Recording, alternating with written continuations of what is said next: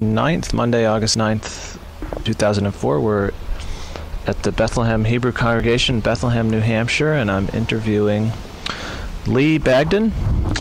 Maybe you could start out. I like to have people begin by just telling me their family background, where you grew up, and some background on your family, your grandparents, and that sort of thing.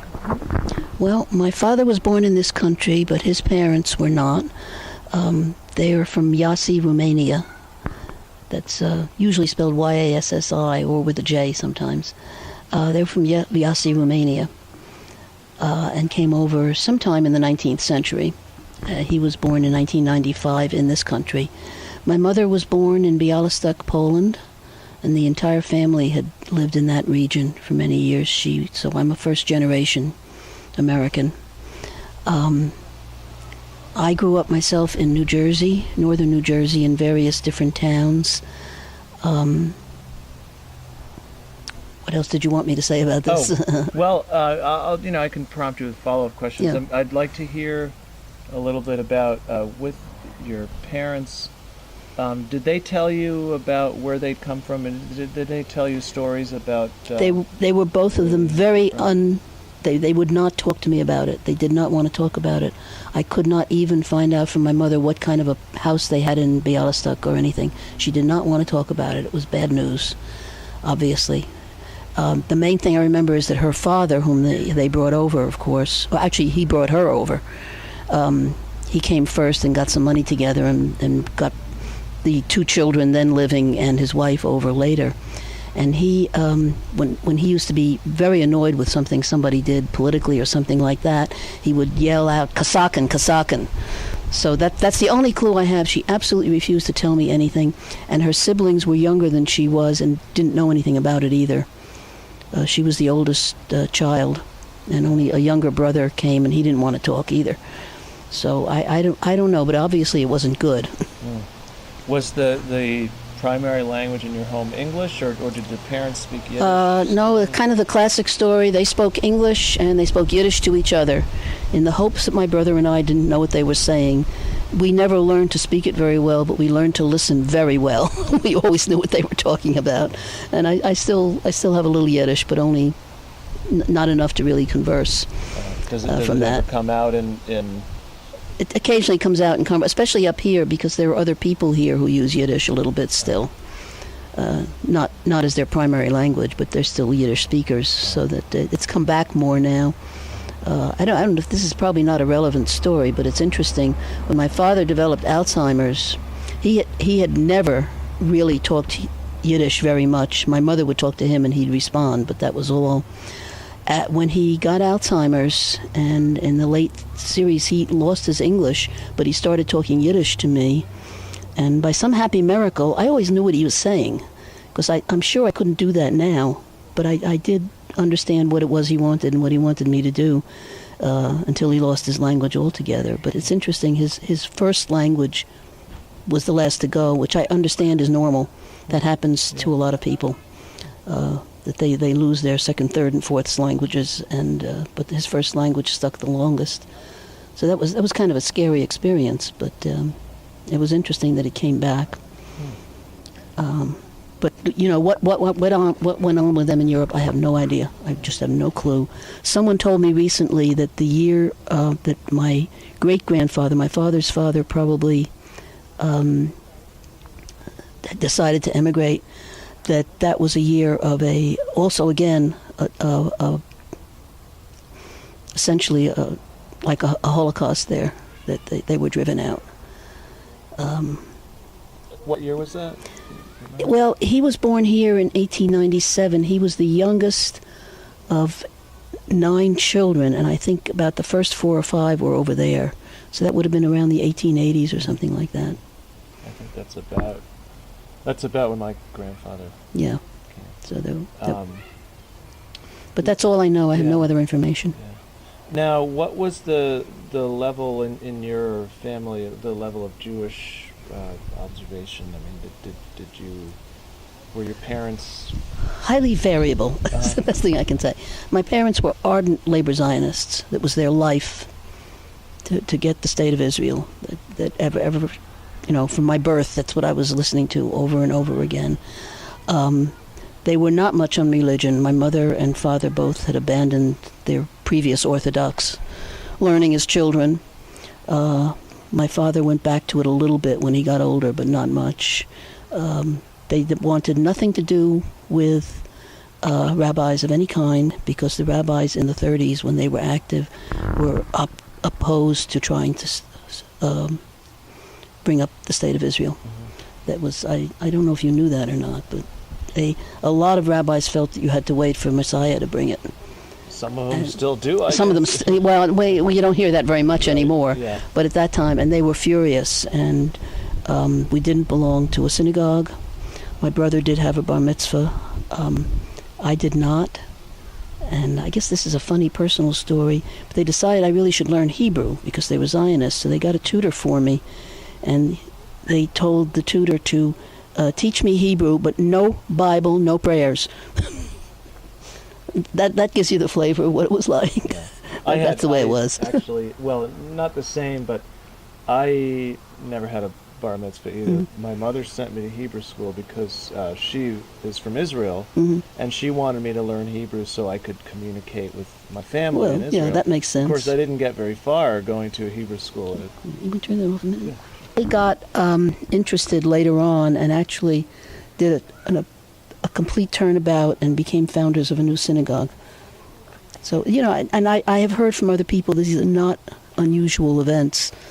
There's nothing unique about this kind of a story. And especially at the time when the state was established and they supported the synagogue and they were happy again about it. Mm-hmm. But they never went very much. I did not have a religious breaking. What? Huh? Sure. Thank you. Sure.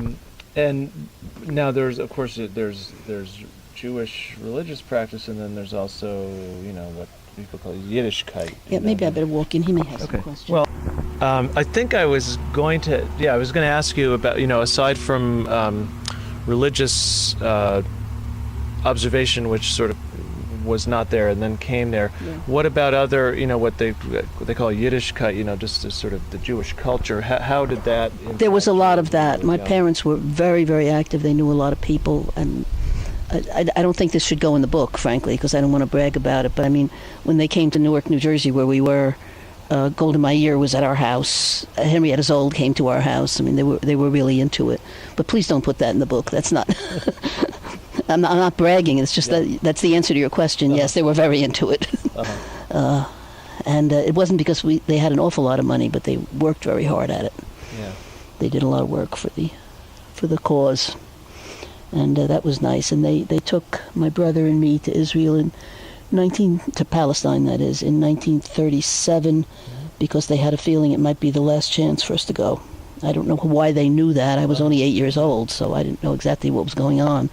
But they said we better go this year because otherwise we don't know when we might get there again. Uh-huh. Had they thought about actually moving there? No, they were very happy to be Americans. They were very American. You would not guess they were immigrants if you met them. Uh-huh. No accents, everything, and very American. Yeah.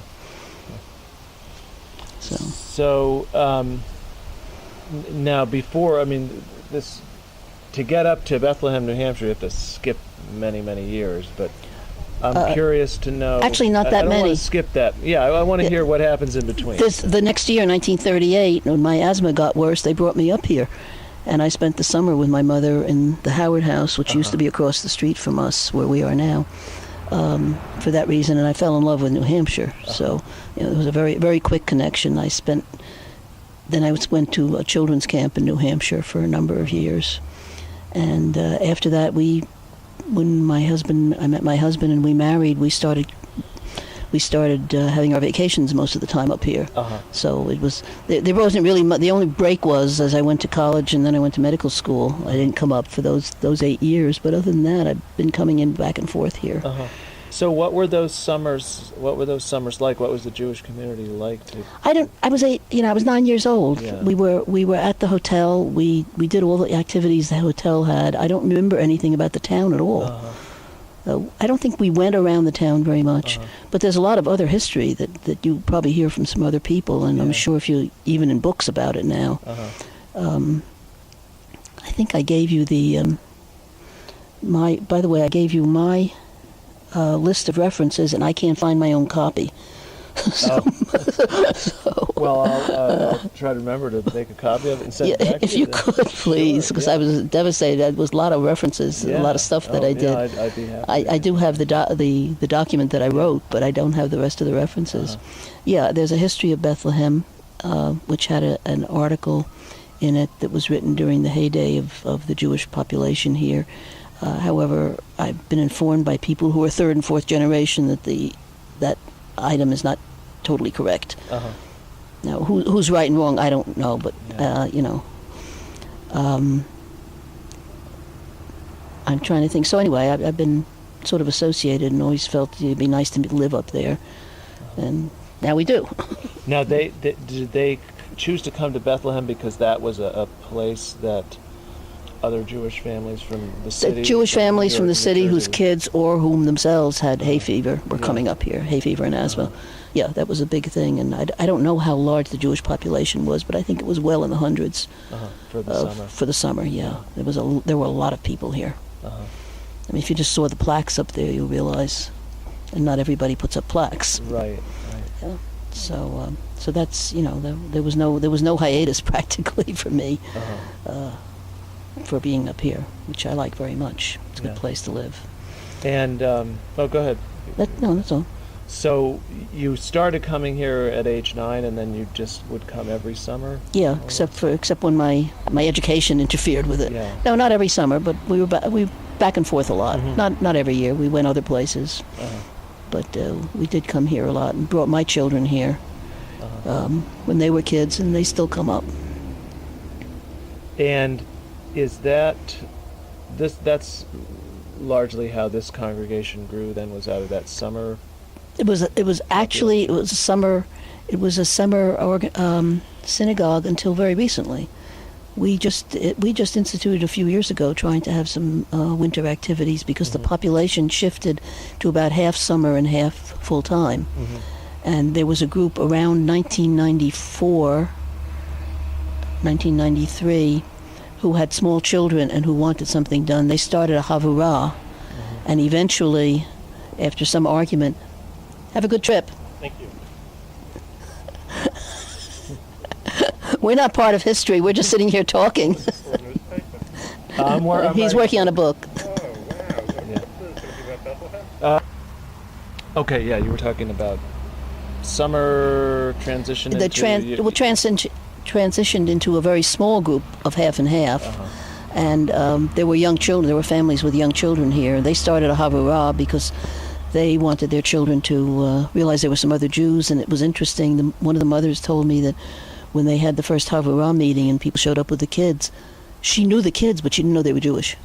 She didn't know it was very, very quiet about being Jewish. So, and then eventually, after some discussion about it, the Havurah and the synagogue became one.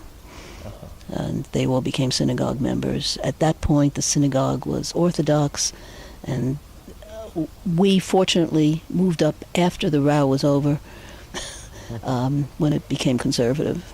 And the Orthodox were not too happy about that. And I don't have any details about that. You probably will get it from some of the other people whose names I'm going to give you. They will tell you more about that episode. I know very little about it. Now, of the intervening years, these years when on and off you would come in the summer. I didn't come to Bethlehem. We came to Franconia. I didn't even know this synagogue existed till we moved up here. The year we moved up here was 1994. And we saw an article in the paper, and we called the newspaper for a phone number, and that's how we found it. Because when we had a summer place, we were just weekending, really. Yeah. And we didn't do anything about a synagogue. We didn't even know it was here. So we as soon as we came over and saw it and met the people, we joined right away. It was great, because we thought we were going to have to drive heaven knows where. Yeah. See, what I was going to ask is that, just from my very casual observation driving through town, it seems as though that many of the summer people currently are sort of an Orthodox group of people. Is that a long-standing thing? Was this hay fever relief association. For everybody, yeah. Orthodox. You probably saw the Hasidim. Right. There are a number of Hasidic sects who come up here. They're separate. This town. To this town, not to the synagogue. Right. No. From some of them are very, very orthodox and won't even make eye contact, and others are quite friendly. But of course, their ways are different. The Arlington Hotel is their headquarters, and they're spread all over town. There's also a modern Orthodox group up here, who have their own services. But I wouldn't say that there's no bad things going on between them, but they do their thing and we do our thing. Yeah. This is we like to call it egalitarian. We basically have conservative services, but people who grew up Reform also belong here because that would be the only place that they could find. And we're pretty open. We're very active in the community. We get into community projects and so on. Yeah, actually, I know you mentioned that when we were going through the building, but I'd be curious to hear about some of those. Well, we contribute to a food pantry. Bernice, the president, is on a committee of a project to send school supplies to Iraqi children, because one of the local people is a very nice man who was in the reserves, and he's out there now, and he sent back and said, you need to do this. And they set it up, and they're sending hundreds and hundreds of things to it, because the kids, even if they can go to the school, if it's quiet enough to go to school, they have nothing. So just basic things like pencils, backpacks, books, paper, and stuff like that they're sending. So we have that project going. Stop a minute, I want to think what else is going on. So a few of their two this summer, they played here. Another chamber music company has played here. Two others, as a matter of fact, have played here. And if somebody wants to use the synagogue and it's something reasonable and not inappropriate for a house of worship, it's fine. We let out. We encourage non-Jews to come if they want to. Some of them are very curious. A few years ago, we were invited to participate in what they then called the Christmas tour, but has now changed its name nicely to the holiday tour in the winter. And we opened the synagogue on the afternoon, and about 300 people showed up. Most of them were local people who said they had never seen the inside of the building. They didn't know what went on here. We were a mystery to them, and we felt very bad about that. So we sent out the word, come and see us. And they come to some of our non-religious activities. We have a lecturer or something like that. And they're welcome to come to services. We had an interesting service fairly recently. A Holocaust survivor was the speaker, and she had a very, very interesting story. And we advertised that in the newspaper, and the cantor made phone calls to the clergy because she thought they would like to hear it. And we had a lot of people came. As soon as they got invited, people showed up. Yeah. So we're going to try to do more of that too. Yeah, I was going to ask about sort of dialogue with with churches and that sort of thing. That's an example. Well, there was until we had this full-time cantor this year, we had a lapse of several years when we did not have a leader. We had visitors from other synagogues come up one at a time. The rabbi from Manchester, the rabbi from Hanover came up. A number of people that we got to come up for one evening. A lay cantor who lives in southern New Hampshire. Two students from Dartmouth came to help us, who were able to conduct services. They were very active in Hillel and so on. So we didn't have someone to put it all together. This summer is when she started putting everything together, and she called the clergy about this one. And while they were here, we pointed out that the services are open. Anyone who wants to hear what a Jewish service looks like can come. And most people look very surprised when you say that. They had this idea there was some kind of... because I think the Hasidim still outnumber us. This is a very small congregation. Yeah. We have 40-something dues-paying members as of this past year, which is just... the fiscal year is just over. But more than half of them, I say, are never here anymore. They're older people. They still pay their dues, or they're here very briefly in the summer. And there are about between 20 and 25 families who spend a lot of time here. So it's not a lot of people. Yeah. It's not a lot of people at all. And many of the members, even who live here, are not regular attenders, Yeah. as with most synagogues. Yeah. You know, I wouldn't say that a majority of members actually show up regularly. And that's true, I think, of most synagogues, all the ones I've ever belonged to, which were quite a number, as we moved around. Yeah. So, Now, as far from what you know, as far as the Hasidim are involved, is there any element among them a year-round population, or No. is that strictly No. summer? they come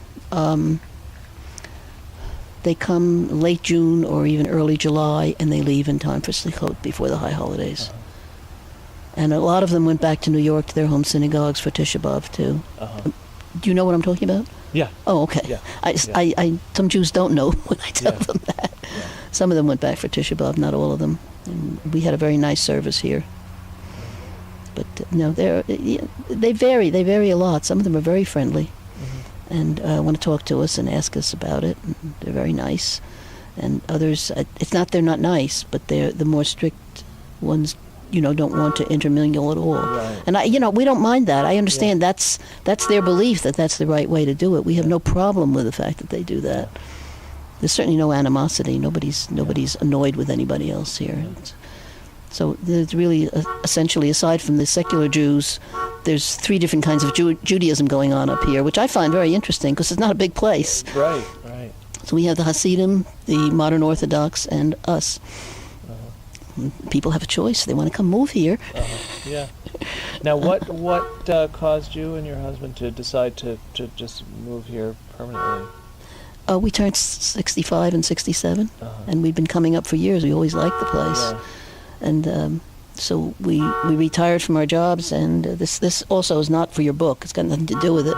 We retired, and we got up here. Within a few weeks, we both had jobs up here. So, and then we worked for another 4 or 5 years. But then now we're done. Yeah. No, we just decided to retire, and then we talked about where we're going to retire to, and he said, well, obviously we're coming up here. Yeah. We actually don't live that close. You pass the road to our house on your way. We live about 25 minutes away on 302. The next town after Lisbon, when you came here, is Lyman. Yeah. That's where we are. It's a fair drive. And the people who are, part of the, however many, the 40 or so people who attend, whether regularly or not, what are these professionals? Are they? It's a tremendous mix. Wide range. Almost everything. Yes, a number of professionals, a number of people who did not have a professional life.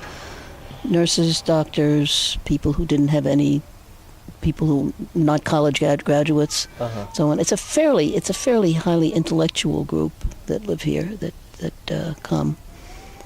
But it's very much a mix, very much. We also have. I know I don't want to discuss that. Skip it. I just thought of a skip it. Yeah, go ahead. I don't know. We've had as many as 30 odd people at a service, and this week with the cantor not here, we had as few as 8. That's she's so interesting that a lot of people who are not really sure that they believe in religion are willing to come and listen to what she has to say about it, which is a great boon for us. Yeah. It's really nice. She's a lovely person. Sorry we set this. I had no way of knowing this was going to be the week she was out. I mean, she knew she had a pregnant daughter-in-law, but she had no idea when it was going to happen. So anyway, but I will ask her if she'll talk to you. I'm sure she will. That would be nice. Yeah. I guess another thing I'm curious about is having experienced Jewish life in a metropolitan area and Jewish life here. How do you compare? It's not that different. We always belong to conservative synagogues, and it's not that different. The service is, of course, very familiar, but it's much less formal. The first thing that you would see if you came here on a Shabbat is that the people are dressed everything from where they might have dressed in a New York synagogue to people who just came in from a hike and came in and sat down, and we don't care, and we tell people we don't care. The first time that happened, the couple who came in on the way home from a hike were they sort of peeked in. They wanted to see the synagogue. They were new in the area, and I told them to come in and sit down. It was Yom Kippur. I told them to come in and sit down, and they said, "Oh, you mean we can come in dressed like this?" And I said, "You bet. You certainly can come in." And we do get that mix. It's pretty informal, and since many of us know each other quite well, people will stop and ask the cantor a question or something during the service occasionally, or she will start a dialogue, and people are talking to each other about something. It's a really nice congregation. It's very the opposite of intimidating. Nobody would be intimidated by sitting in here. And why do you like New Hampshire so much? Why do you like living here as you do? I don't. It's sort of obvious. Make a list for me of the things. The list. It's beautiful. The people are very nice. It's much quieter. There are a lot of things to do, winter and summer. There's a lot of athletic things to do. There's a lot of music and a lot of drama going on. That isn't what drew us here, but mainly it was the climate, the beauty of the place, and the quietness. It's just a lovely place to live. And and interestingly enough, we didn't find out there was a synagogue till after we'd actually bought our new house and come up here. We figured, well, there's got to be a synagogue somewhere, probably in the southern part of the state. We can go there if we want to. And then we were delighted to find out that it was right here. Yeah. It was a nice surprise for us. It certainly was not the draw, but I think for some people it would be a draw to pick this place. And by this place, I mean the whole general area, not necessarily Bethlehem. But they're wonderful, wonderful homes, and they range, I would say, a livable place probably ranges from a little under $100,000 to you can go up to $650,000. And all within a fairly small radius. It's a very diverse place, which I like too. It's very diverse, and the diversity it isn't that there's rich neighborhoods and poor neighborhoods. Everything's all mixed together, which I find very nice. I didn't find that out till we moved here either, but I'm delighted to see it that way.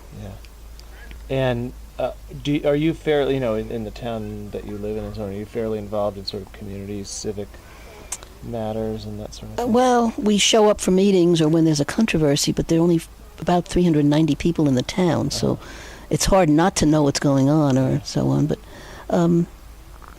people are very, very friendly, but they're not friendly in the sense of you have dinner with me this week and we'll have dinner with you next week. They don't do that, which other places I've been to were like that. There was this constant, traveling into each other's homes all the time. But they're very friendly, and, it's just a nice place. I don't know what else to say about it. I mean, I don't want to make it sound like heaven because, whatever problems people have with taking care of the elderly, worrying about the kids and drugs and alcohol and all that kind of thing. Yeah, it's here too. Of course it is. It's a normal town, normal place. It's just nicer. And I've lived in every place from New York to North Carolina and all kinds of other places. I like it here, that's all. I don't think this has any book information, frankly. I'm answering your questions, but I don't know why you're asking them. Well, for me, it's of interest because what I'm trying to do in the book is figure out what's distinctive to a small town in New England, a Jewish experience in a place like this. I think that what's most interesting is that now that the synagogue has opened wide and we put things in newspapers and so on, we pretty much all know each other. Even the people who haven't joined, but we know are Jewish, and it's not an issue. It's not something that we don't call them up and say, "Why aren't you doing this?" We don't do that. We're very, very strong that we don't do things like that. It's not right. People have a right to make their own decisions, but it's a very pleasant, easygoing place to be. The synagogue. Here comes my easygoing husband, who nobody asked him to make gardens. He decided he's going to make gardens. Well, I finished. You're finished, okay. But now we got to take care of it. What? Alice is here. Oh,